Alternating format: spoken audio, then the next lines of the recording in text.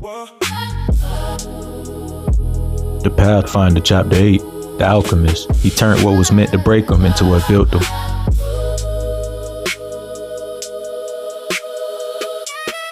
By then, the winter no longer felt empty to him. The cold had a way of stripping things down to what was real.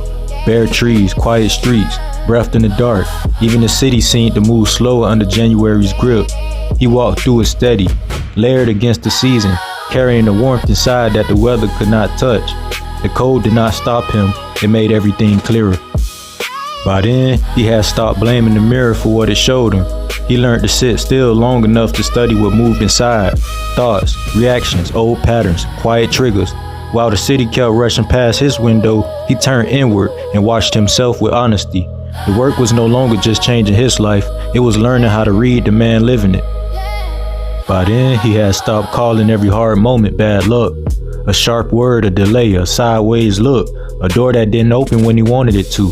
Life kept placing little fires in front of him just to see what still lived inside him.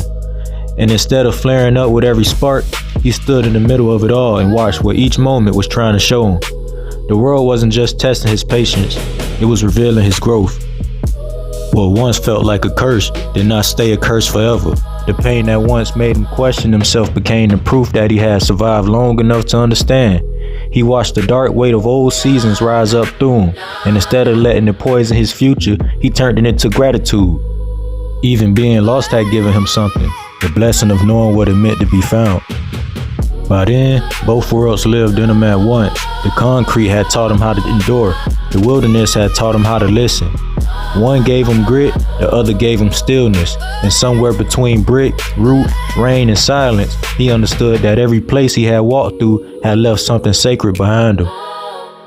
By then, he knew every hand reaching for his peace did not deserve it. Some people came carrying anger, pressure, and old energy, hoping he would wear it like it belonged to him.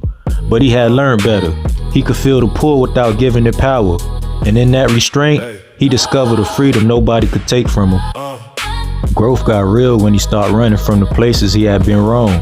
He could sit with the mirror now, not to shame himself, but to learn. The memories still came, but they no longer came as chains. They came as teachers. And in that honesty, he found the kind of strength guilt could never give him.